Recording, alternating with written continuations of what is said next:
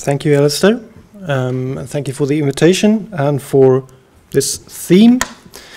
I was given the theme New Connections in the Rural-Urban Fringe, and I have to say that to start with, I got a bit overwhelmed by this very wide theme. I wasn't sure how to do this within only 15 minutes, but I decided to go for it and suggest a formula, a three-step formula on how to provide new connections in the rural-urban fringe.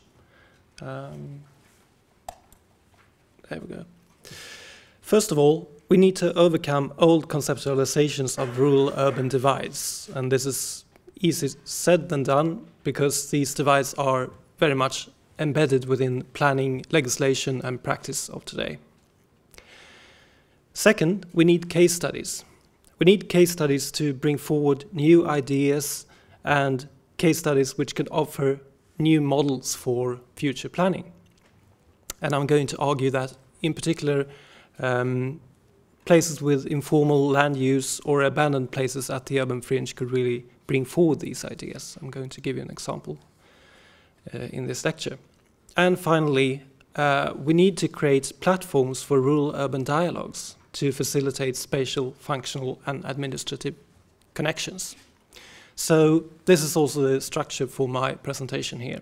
And, well, hence I'm going to start with talking about the old conceptualizations of rural-urban divides and how they constrain our thoughts and actions today.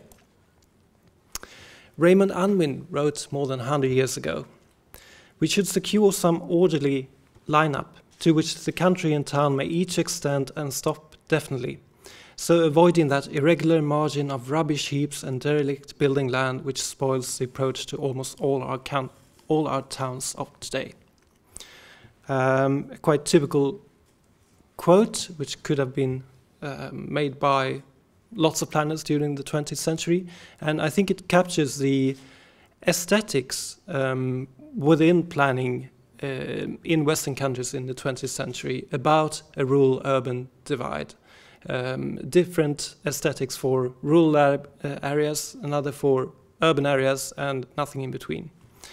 But it also captures the general wish for orderly divides, which is really the essence within modernity and in cartography, but also within spatial planning.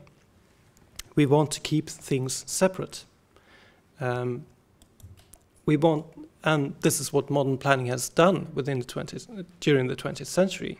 Modern planning has enforced spatial and functional divides between city and country, nature and culture, production, consumption, work and leisure. Not just on maps, but of course administrative structures, legal structures and so on are very much based on such divides. And this is, of course, if you talk about making connections or making multifunctional or facilitating multifunctional landscapes, it's really about trying to transcend these divides one way or another. These divides are, of course, the need for these divides are made, there's an explicit call for these to create these divides in, if you look at, for instance, Le Corbusier's texts in the mid-20th century. They're very clear in transport planning up till the 1990s at least. They have been criticized lately, but if we actually look about how planners go about and how planning is done, then we can still see that these are very much in action. I'm going to give you an example from the city edge of Malmö. I'm going to use primarily examples here from the city edge of Malmö. I hope you can relate to it in southernmost Sweden. What we see here is a small bog called Bernstorps bog at the city edge. It's a completely chaotic place. It contains informal allotment gardens, small-scale farming, abandoned greenhouses, wasteland, a waste dump, old how do you call it? pits for digging peat. Of course, lots of remnants from the old agricultural activities, as cultural heritage, but also quite a high biodiversity. There are a few settlements as well, with an old history at this place. So, a very multifunctional place, a very exciting place, I think, but it's interesting to look on how the municipality has handled this place. This is the first detailed plan for the development of the area. It was made in 1986, and the area was designated for a motel, petrol station, and container station. No values whatsoever was acknowledged to this place. Now, 2-3 years later, an ecologist started to make investigations here, and he found a few fairly endangered species, or at least rare species for this region. And he managed to convince the municipality to preserve this area as a nature reserve. So in 1995, the area was still designated as nature. So here you got the two polarities. There's nothing in between. And of course, designating this area as nature has made a very big impact, perhaps as big as if it would become a petrol station. This is where one of these old houses were, which had a historical connection to the place. Everything that's constructed by man, which doesn't seem natural, is bulldozed. The allotment garden has been abandoned, and so on, despite the fact that, of course, the biodiversity of this place is partly dependent on human activities as well. So how are we going to go beyond these kind of divides within planning and nature management and so on? Well, I think the only way of doing that is through case studies of places like Bernströmsborg, to try to bring forward the complexity, to describe the values of these kinds of places. So what I'm arguing for is that abandoned places and informal land use, such as this place at the Fringe, can frequently transgress divisions such as rural and urban and nature and culture. They can provide models of multifunctionality by default, and therefore offer new interpretations of the rural-urban fringe. This is another example, which has a more happy ending. It's called Gyllinsgarden at the city edge of Malmö, and it used to be one of the biggest greenhouse complexes in Sweden in the 1960s. But at that time, the city was growing very fast, and the area was designated for future urban development. And due to that, and also due to the oil crisis in the late 60s, the greenhouse company went bankrupt, and the area was desolated. Of course, as always, the plans for development was postponed time and time again, and during this postponement, the neighbors started to appropriate the place and use it for recreation and play. And finally, in 2001, the municipality acknowledged the values of this place and decided to designate it as a nature park.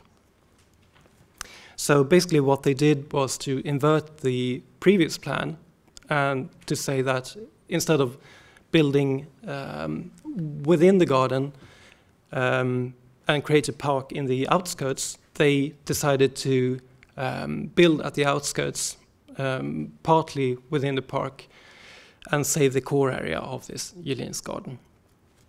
And it's a very interesting case because here they really try to combine a protection of the cultural heritage of this greenhouse industry with biodiversity and park values, but also pedagogical values. There's a school and a kindergarten located within the garden, and new settlements, which really encroaches this place.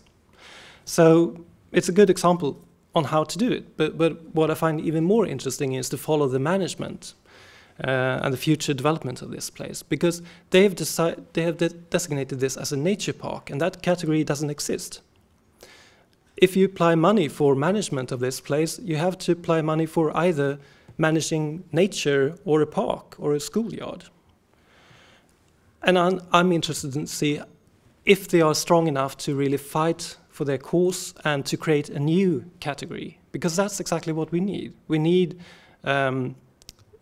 practitioners who believe in their case here and manage to go beyond these rigid schemes and create new categories which could be used at other places later on to create more nature parks, more multifunctional places with a multifunctional management regime as well. Here's the third case, and I'm not going into detail here. This is a case study I've done on a multifunctional greenway. I'm just using this picture to illustrate that as soon as you argue for multifunctionality and connections, you will also get conflicts. It says asphalt, no thank you on his t-shirt, and they're just about to asphalt this stretch. Previous planning, looking for spatial divides, was very much the reason for looking for these spatial divides was very much to avoid conflicts, one activity in each place. When we ask for multifunctionality and connections, we also bring forward conflicts. Different interests, different perspectives on the use of the place and so on have to go along somehow. So, if arguing for multifunctionality, if arguing for connections, we also need to create new platforms for dialogue and discussions about this place, about the management, not to make these conflicts too big to handle, because, well, like in this case, of course, the result was they didn't manage to handle the conflicts, and in the end, the greenway today isn't as multifunctional as it used to be.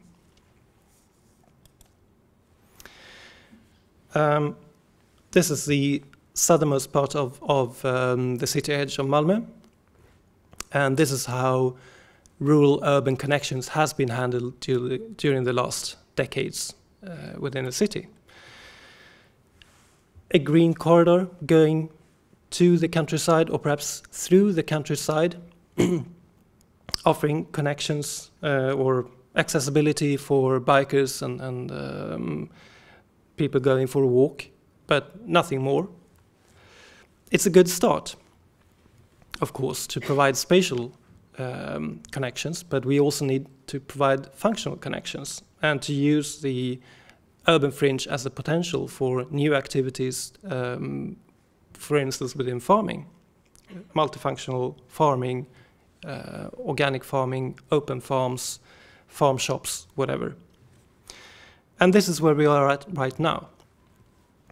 A few months ago, my department, the Department of Landscape Planning, initiated a project together with the city of Malmö and the farmers' organization in this region, and also a few other small local rural associations or organizations, in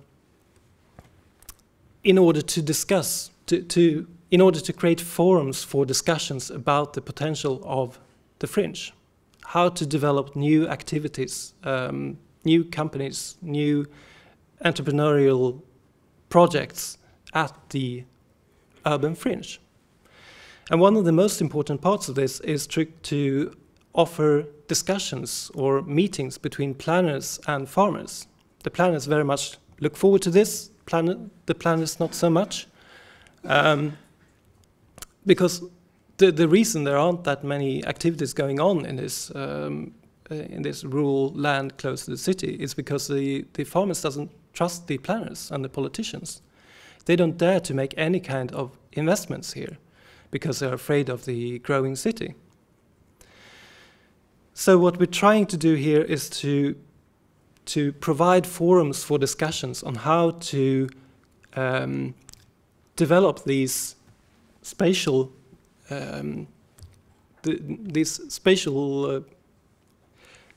how to complement these spatial connectivity, which is already at place, with functional connectivity, activities where the rural stakeholders and the urban population can meet. But also, I think what will be just as important is to provide platforms for the future, for future discussions between rural stakeholders and planners concerning these corridors, to facilitate discussions on various conflicts. Okay, in conclusion, I've argued that there is a need for new ways of conceptualizing the rural-urban fringe. Close studies of informal places can offer such new perspectives. To facilitate multifunctional landscapes, we need to acknowledge spatial, functional, and administrative connections. And instead of only avoiding conflicts, we need to find ways to facilitate discussions in these multifunctional places. And new spatial and functional connections require a new forum for discussions on management and planning issues. Thank you.